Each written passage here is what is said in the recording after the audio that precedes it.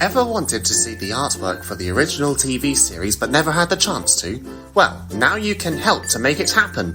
Robert Gold Galliers has recently expressed an interest in creating a coffee table book with all drawings for the Thomas & Friends TV series and possibly Tugs and Jack and the Sodor Construction Company. SIF staff member Nicholas has created a petition online to highlight the interest in such a book, but we need your help to make this dream a reality. Just sign the petition today for a chance to make your voice heard. Link is in the description.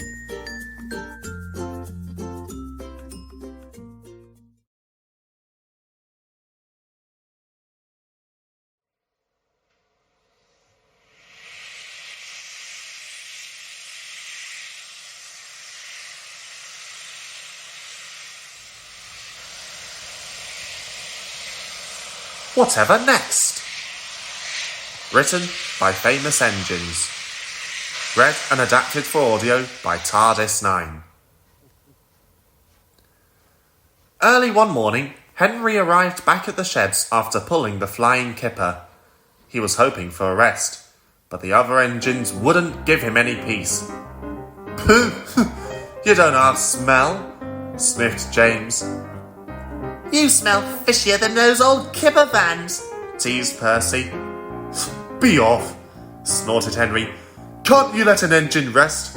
If you don't like the smell, you can go and be annoying somewhere else."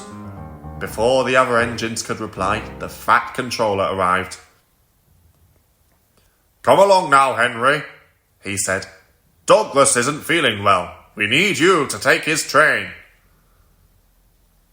The other engines laughed as Henry clanked away, hissing steam crossly. He was no more cheerful when he reached the yards. "I'll have your train ready soon, Henry," called Oliver. "Unless you'd like to help arrange the rest, of course."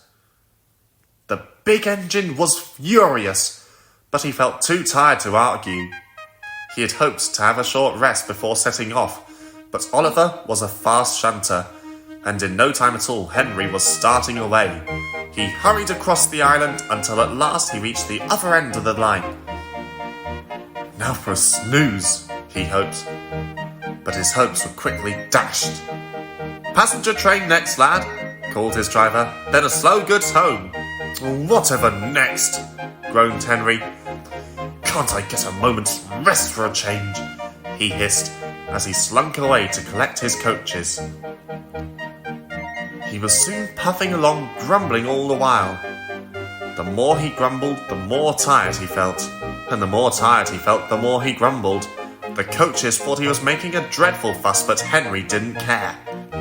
At last, he reached the big station where he was surprised to find the Fat Controller waiting for him. "I know how tired you must be feeling, Henry," he began, "but I'm proud of all the hard work you've done today. Once you're finished with your next train, you may take the rest of the day to rest."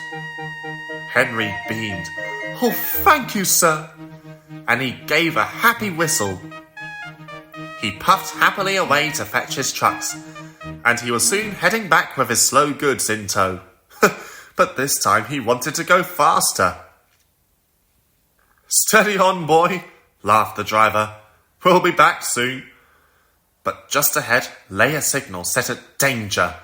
The train drew to a quick halt. "What's the matter?" asked Henry's driver.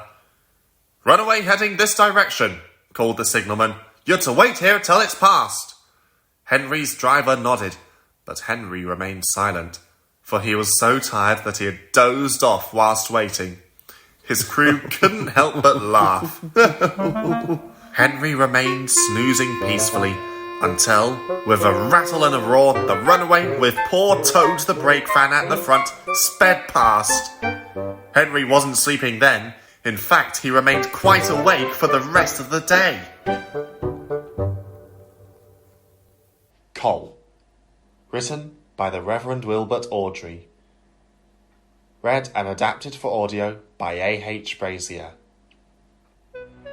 "Oh, I suffered dreadfully, and no one cares." "Rubbish, Henry," snorted James. "You don't work hard enough." Henry was bigger than James, but smaller than Gordon. Sometimes he could pull chains, sometimes he had no strength at all. The Fat Controller spoke to him too. "You are too expensive, Henry. You have had lots of new parts and new paint too, but they've done you no good. If we can't make you better, we must get another engine instead of you." This made Henry, his driver and his fireman very sad. The Fat Controller was waiting when Henry came to the platform. He had taken off his hat and coat and put on overalls. He climbed to the footplate and Henry started. "Henry is a bad steamer," said the fireman. "I build up his fire, but it doesn't give enough heat." Henry tried very hard, but it was no good. He had not enough steam, and they stopped outside Edward's station. "Oh dear," thought Henry sadly.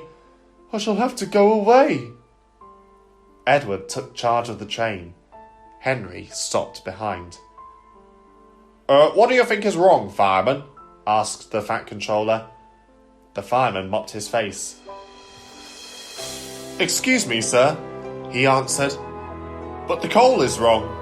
We've had a poor lot lately, and today it's worse.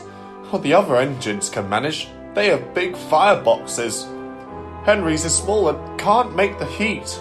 Now with Welsh coal, he'd be a different engine." "It's expensive," said the Fat Controller thoughtfully. "But Henry must have a fair chance. James shall go and fetch some."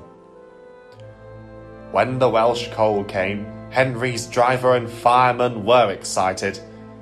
"Now we'll show them, Henry, old fellow." They carefully oiled all his joints and polished his brass till it shone like gold. His fire had already been lit, so the fireman made it carefully. He put large lumps of coal like a wall round the outside. Then he covered the glowing middle part with smaller lumps. "Oh, you're spoiling my fire," complained Henry. "Wait and see," said the fireman. "We'll have a roaring fire, just when we want it." He was right. When Henry reached the platform, the water was boiling nicely, and he had to let off steam to show how happy he was. He made such a noise that the Fat Controller came out to see him. "How are you, Henry?" "Beep, beep, beep," whistled Henry. "I feel fine." "Have you a good fire, driver?" "Never better, sir, and plenty of steam." "No record breaking," warned the Fat Controller, smiling. "Don't push him too hard." "Henry won't need pushing, sir. I'll have to hold him back." Henry had a lovely day. He had never felt so well in his life. He wanted to go fast, but his driver wouldn't let him. "Steady, old fellow," he would say. "There's plenty of time." They arrived early at the junction.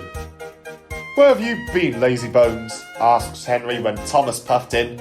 "Oh, I can't wait for dawdling tank engines like you. Goodbye." "Whoosh," said Thomas to Annie and Clarabelle as Henry disappeared. Have you ever seen anything like it?" Both Annie and Clarabelle agreed that they never had.